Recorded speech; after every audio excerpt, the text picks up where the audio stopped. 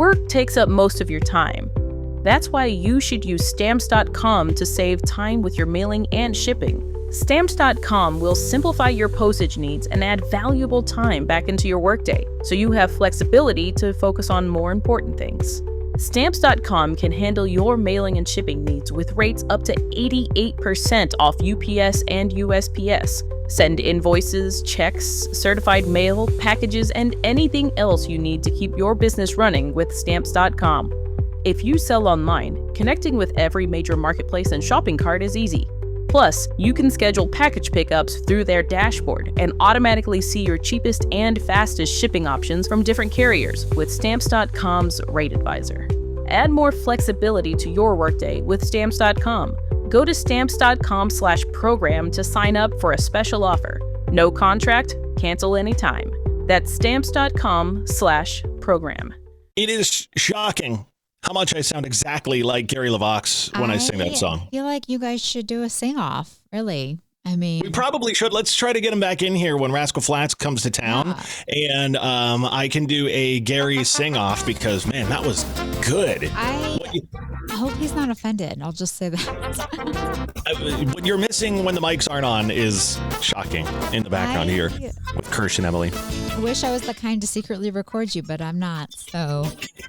Hey, real quick, I do want to mention Joe Gatto from Impractical Jokers is going to join us at 7:10 this morning. Can't wait for you to fanboy. I am 100% going to fanboy over this. I love Impractical Jokers. Joe is my favorite, and I can't wait to talk to him. So we'll have him on air at 7:10 and catch up about. He's going to be here in Ohio coming up later this week, so we'll talk about his show. What'd you do this weekend, Emily? Oh my gosh, what did I do this weekend? I feel like it was kind of a relaxing but chaotic weekend for some reason. I know, right? It's weird. I definitely didn't go to Boo at the Zoo like I wanted to. I did not put my child in a pumpkin like I wanted to. But we did go to a little pumpkin patch in Galleon. It was really cute. I love this for one specific reason. It's the fact that parenting is starting to happen for you. It's like you eventually, you have all these plans, and eventually you're just like, you know what, I'm going to stop planning things because it never works. I've thought about that, but then I think to myself, the anxiety that gives me because I'm a planner. Nope, you got to just give it up. Parenting takes over. You'll be fine. Okay, what about you? How are the girls' DC trip? They loved DC. They had so much fun. They got home Friday night. They learned a lot. Okay, they came back and told us everything, showed us tons of pictures and everything else. They got back Friday night. We just chilled. Saturday, got up Saturday morning and realized we didn't have soccer, which I mean, everybody else knew that. I was just totally out of the loop. And I said, you know what? Let's do some sports. So we went to the Buckeyes game. Yeah, I got annihilated by the sun. It was so look how sunburned I am. Yeah. It is terrible. I got so sunburned. It's not funny. Like really bad. Yesterday, soccer, grilled last night. I mean, it was a good weekend. It sounds like a normal weekend for normal people that don't have travel sports. I know. It's crazy. I love this for you. Guess where my next soccer game is that I get to go to is? Oh, no. I have no Tampa. idea. Okay. Well, okay. Oh, rough life. Oh. Yeah. See, you're thinking fun, beaches, all that kind of stuff. No, just I'm going to be in a lawn chair on the sidelines at a field. So, I mean, you can still get a nice tan, I guess. I am so burnt. I'm going to stay out of the sun as much as possible. This is terrible. Post Malone and wait a second. Who is this? Post Malone and it just says Post Malone and Luke. Which Luke is that? Luke Combs. Yes. There we go. I got was you. losing my mind. Actually, you know what? Luke Bryan is not on his album. He's not. You're right. Emily, I saw the funniest meme yesterday about Jelly Roll. And don't get me wrong, I'm a huge Jelly Roll fan. I love his music. I think he's a cool dude. I think all of that, right? Right. But how spot on is this? It says Jelly Roll is basically just Adele for dudes who are forklift certified. I love that, actually. Because it's so true. So does that mean he's going to have a Vegas residency? Maybe. In a few years? I wouldn't put it past him. Why Playing not? in the Sphere. Why not? He's one of those guys who was so like down and out for so long, made such bad decisions that everywhere he goes it's bigger and bigger and bigger, and he's appreciative of all of it, right? So I could see him playing at the Sphere in Vegas. That is something I always say that I love about him and his wife Bunny is they both own every single thing of their past. Oh yeah, 100%. And they're not ashamed. They're like, I learned and grew from it, It's Adele, basically Adele, but for dudes who are forklift certified. I love it. Sometimes I wish I came up with memes.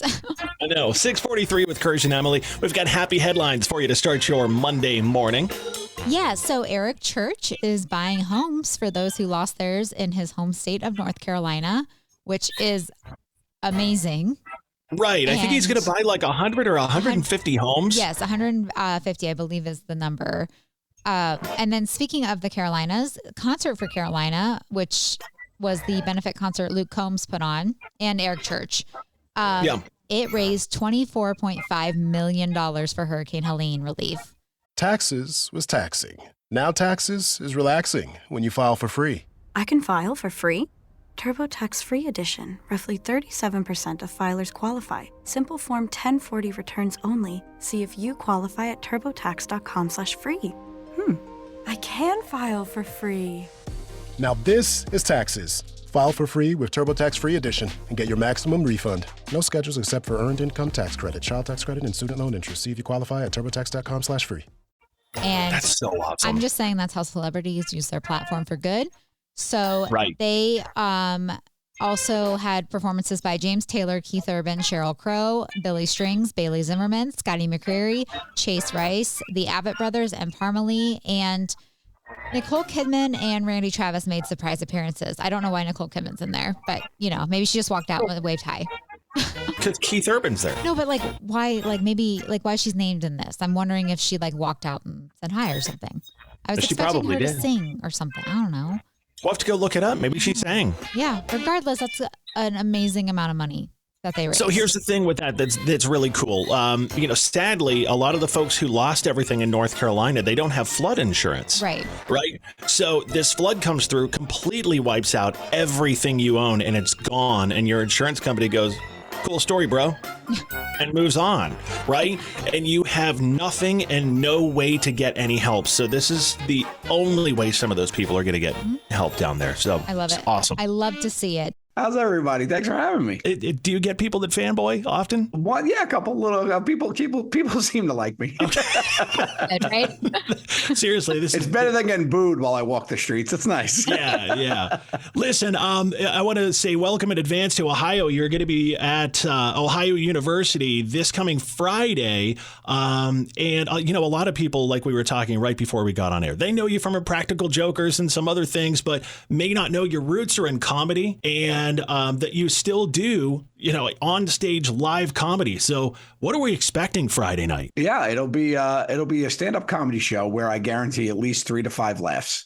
So you're going to get that in your pocket. I mean, if you don't get that, it's a full refund. I've been doing stand-up for about 4 years now. It's been really exciting. I just finished my last tour in March that was Messing with People. That special's out on YouTube now. And now this is my brand new content. Let's get into it. So it's been so much fun to do. And I'm really excited about just coming out and making people laugh because, we all need it for sure. God, do we not? Especially, gosh, you're a couple days away from the election. Everybody's all wound up and everything else. So this is your reprieve from all that insanity. Well, let some air out of the tires, let everybody hang out, relax for a little bit, at least get an hour laughing together. So that's what I'm excited for. I love that. Okay, I need to know. It's been bugging me, so I figured I would just ask you. Your podcast, Two Cool Moms. How did you come up with the name? I love it. I absolutely love it. It's the podcast is an homage to our mothers. Me and Steve Byrne, my co-host, have very cool mothers who are were always sought out for their advice. Yeah. And gave, great motherly advice. And we like to think we inherited that gene. So we spend the first half of the podcast as comedians speaking about anything and everything. And then the second half, we, help with fan submitted dilemmas, try to solve problems as best we can. Sometimes it's good, sometimes it's bad, but it's always fun. I love that. So do you answer as like an Italian mother? Because I have an Italian mother. Yeah, that's ingrained in me. Yes, the advice is sometimes it's very honest. Yes. But it's always honest. It's always got a little bit of pep to it. It might sting a little bit, but it normally shoots people pretty straight. Yeah, for sure. Joe, I want to jump in real quick because Emily has Gatto family here in Ohio. Do you have any Ohio roots? Do you have family here? Not that I know of, no. We're trying to figure out if you guys are related. I know. It's been bothering me because you have a you're a Gatto. Well, that's why you're awesome. Yes, exactly. Right. My grandma, her maiden name is Gatto. I only know a couple other Gattos, and I'm not related to any of them. So, so he's saying no free tickets to the show, Emily. That's what I'm hearing. Well, you know what? Yeah, show your ID. One guy showed up one of my shows once, and he was like, "I'm Joe's cousin," and they're like, "Okay," and his ID was like, Frank Leonet or something, and they're like, "Okay," and he's like, "Yeah, just tell him Frank's here." I'd never seen a guy in my life. I'm like, "Who are you?" It's like, "Oh, my cousin. I don't know you." That's so funny. So obviously it didn't work. Yeah, but you can have free tickets anyway. That's awesome. All right, so outside of the comedy show and the podcast, you have a children's book that's out now. Is that right? Yeah, Where's Barry came out. I wrote a kid's book called Where's Barry. It's a story of when my son lost his stuffy before bedtime, and any parent knows that's a catastrophe. And it's a really fun book. It's ages 4 to 8, picture book. It got illustrated by a great guy named Luke Flowers, who was a fan of the show, and I didn't know that. So when he submitted the first renderings of the drawings, because I wrote it and he drew, I don't draw well at all. Yeah. So he illustrated, he's unbelievable. And there's all these little like Easter eggs of Jokers. There's like a Captain Fat Belly doll. And one of the things, a box of Scoopitatas in the closet. Like, it's really funny. So yeah, it's great. It's been going well. I love it. I love being part of that journey, being a dad. It's really cool to be part of bedtime with families and have a story that people could bond over. And the reception has been really great about it. So is Barry off of Larry? I have to ask. Yeah, Where's Barry? I named him Where's Barry. Of course, there is a scene where my son is running through the living room, but losing his mind, yelling, "Where's Barry?" That's awesome. So, do your kids appreciate the fact that people know who you are, or are they kind of are they embarrassed by it, or where are they? No, they love it. They came on the road with me last week. They had off for a school holiday on Monday, so they came with me on the road. They took them to Oklahoma and Texas when I was touring, and it was so fun. They drove with me. They were counting cows. It was great. And at the end, they come out on stage, take a bow. They really dig it. It's really nice to have them be part of the fun. Joe, listen, we've got to dig into Impractical Jokers. Some of the stuff I've always wondered. We'll talk about that coming up in 10 minutes. Is that cool? Yeah, of course. No thanks. Take care. Bye, guys. Okay. No, of course. Yeah. Of course, we had the whole thing planned. It went perfectly to plan. We didn't know we were going to get episode 2, let alone season 9. It was crazy. So, no, you can't plan something like that. The way that it caught fire was unreal, and the journey that's been because of that show has just been phenomenal. I have the best fan base that always comes out and supports. No matter what I'm doing, they're always around, which is great. And it's just fun because I love to entertain and love to make people laugh. So to have such a platform because of dedicating a decade of my life to that show, over 300 episodes, it was like grueling, but totally worth it. So are you tired of people coming up and yelling Larry at you? It has to happen, right? It's what I'm known for. It's fine. All right, that's fair. People yell Larry at me, and it's always very unoriginal, right. But it's all right. I like the deep cuts, like when people come up to me and say something that they like that was like, different. Like, and sometimes that really impresses me. It was like, that's like a really, really deep cut, and the fans like really, and I talk about it and try to give them a little bit of insight of, behind the scenes stories and stuff, like during my meet and greets after the shows and whatnot. That's always a lot of fun for me. Talking with Joe Gatto this morning. It's Kirsch and Emyle, New Country 103.9. Joe, let's go for some of the deep cuts. I've always wanted to know the belly flop contest you did on the cruise ship. If you've not seen Impractical Jokers, Joe had to do like 50 belly flops in a row into this pool. God, that had to be bad. That was rough. The problem with that was, we weren't able to film that episode in order. So I had to do that in the beginning of the belly flop contest was the second day of the cruise.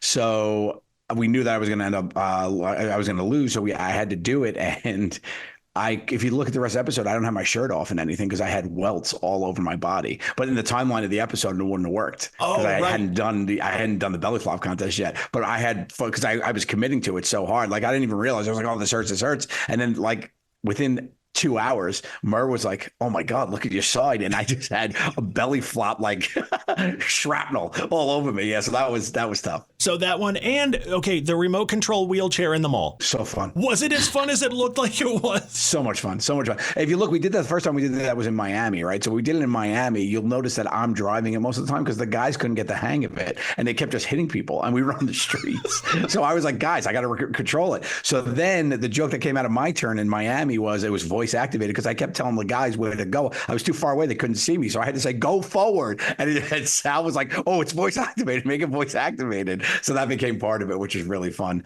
But yeah, I mean, the mall was so funny because it was like another good place to put that chair. We had to think about like where it would make sense. And then it hit us to be like, oh, that'd be great to put in a mall. So that was really fun. Do you have any that you did that you wish you could do again that were just that much fun? There was so much fun that we had so many stupid ideas. I was just like, let's do it and see if it works or not. And the network was great that way. We were like, hey, so we had this idea we were going to go fishing and steal people's shopping bags from the second story of the mall. They're like, what? I'm like, Johnny, that'll be great. And then we made this huge fishing hook. Right. And then we would distract the people. And then we would try to hook their bags as a team, right? One guy's upstairs and one guy's downstairs. We're trying to distract them to take pictures of them in the mall. And then to have somebody engage so long, but why are you getting a picture taken of you in a mall? Makes no sense. You're by yourself, right? And you have to just try to sell this. It's like, oh, my cousin loves malls and they live in Oklahoma. Like, you're looking at all these stupid stories of, and people were really nice and went for it. But that was like a stupid one. I was like, oh, this is so funny. But my favorite story about that is we were talking in the room about like a punishment and we were just sitting in the room and I go, hey, what if I was a massage chair? And then we all busted out laughing. And then the Sal goes, okay, what happens? I said, I'm just a massage chair. And then we're like, this is great. And we wrote it up and sent it over to the network. And it said, massage chair punishment, Joe's a massage chair. And that was it. So the network calls us and the guy was like, hey, so what's this about? We're like, oh, I'm a massage chair. They're like, I'm going to be in there. Yeah. I know. He's hysterical laughing. And he goes, oh, that's really funny. He goes, but what happens? We're like, that's it. You got it. It's like, it's not brain surgery. That's amazing. It's nothing else. That's it. Yeah. I love that. Well, Emily's getting free tickets again. Joe Gatto at Ohio University coming up on Friday night. If you want to grab some tickets, they're at OU's website. Is there anywhere people can go if they want to go grab the book? Because it sounds fantastic. JoeGattoOfficial.com. JoeGattoOfficial.com. You can get tickets there the book as well. Too. You can get everything at JoeGattoOfficial.com's got it. Yeah, JoeGattoOfficial.com's got it all. So you could get what you need there. And also on Instagram at Joe_Gatto's got all my stuff. We're going to do Emyles End Zone Recap. We usually do this at 7:10, but we had Joe Gatto from Impractical Jokers on this morning, so we pushed this back. I'm interested in this one because I actually went to the Buckeyes game on Saturday, so I want to see how your End Zone Recap compares to reality. I'm going to say I tried. All right, let's see how you do. Which, by the way, do you see how sunburned I am? Yes, I do. It's like you're glowing red. I'm the only dork who goes out in October and gets completely annihilated by the sun. So, it's awful. Okay, so Ohio State played Nebraska, and I tuned in for like a few minutes because everyone always hypes up Ohio State like there's some sort of football royalty, right? But spoiler alert, it wasn't pretty. Okay, you're right. It was not. Right from the start, the Buckeyes were in deep trouble, and I'm not entirely sure why, but people kept yelling about the offensive line. I don't know. I just heard it. They were offensive. Yes, that's my takeaway from it. Thank you. I mean, yeah. It's the offensive line, but they were offensive. Yeah. Offensive. It's Emilyisms. Anyway, from what I gathered. The offensive line. That's what I call it. That is perfect. From what I gather, these guys are supposed to protect the quarterback, so he has time to throw the ball. But honestly, I think they were just too busy daydreaming because Nebraska just bulldozed through them like they weren't even there. Our poor quarterback spent half the game running for his life. And every time he was tackled, you could almost hear the collective sigh of disappointment from Ohio State fans across the country. Yeah. But the 110,000 that were there or whatever it was. You'd think with that much cash, they'd have a wall of steel protecting him, but no. And then there's Ryan Day. Oh, no. Coach. Here we go. People in the stands were yelling that he should be fired. And on my Facebook, a lot of people said that. And honestly, I think I get it because, like, you're supposed to be in charge, but the Buckeyes looked like they were just playing a game of who could disappoint Ohio the most. It seems like they handed Nebraska more opportunities than a clearance sale. Ohio State fans deserve a refund. And my final thoughts are just everyone should get fired and start over. But Ohio State barely won. That's the point of this. All right. So if you want to text Emily, it's 991039. This is just my takeaway. All right. So there's Ohio State. Ouch. Okay. I mean, they won. They did. Browns versus the Ravens. Okay, let me just start off by saying people were like, oh, the Browns are going to lose so bad. It's the Ravens, blah, blah, blah. But I'm like, okay, your quarterback is broken. And so you have a new quarterback. And guess what? Tom Brady. He could have his Tom Brady moment, okay? And quarterback is broken. I manifested this, Kirsch, and it happened, okay? Okay, so the Browns took on the Ravens yesterday, and let's just say the stadium was packed with a ton of diehard Browns fans who were, I thought, giving up on them. But sure enough, they all came crawling back, decked out in orange and brown, and I love it. They always do. Ready to cheer for their team, just like always. The game itself was a roller coaster from what I gathered. Cleveland had a few epic moments of dropping the ball, which was apparently very nerve-wracking, but they somehow managed to scoop it back up just in time. I think that's a fumble. I don't really know. I'm just going with it.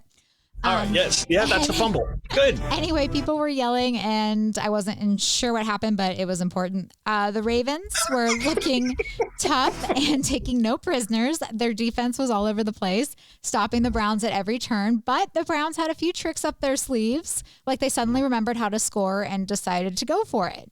They did. Every time it seemed like the Ravens were going to win, the Browns just came back with a surprise play, and they kept it close. That's so accurate, actually. You're doing great this week. By the end, the Browns actually won, and fans were losing their minds. I guess that's the beauty of life, though. It's full of little surprises. I'm just saying. Exactly. I'll say there's Browns and Ravens. How about Bengals? Okay, so the poor Bengals. The Bengals took on the Eagles yesterday, and let me tell you, it was another whirlwind. The game started with the Bengals looking sharp, like they were ready to show everyone they had practiced their whole hike, throw, catch, and run routine.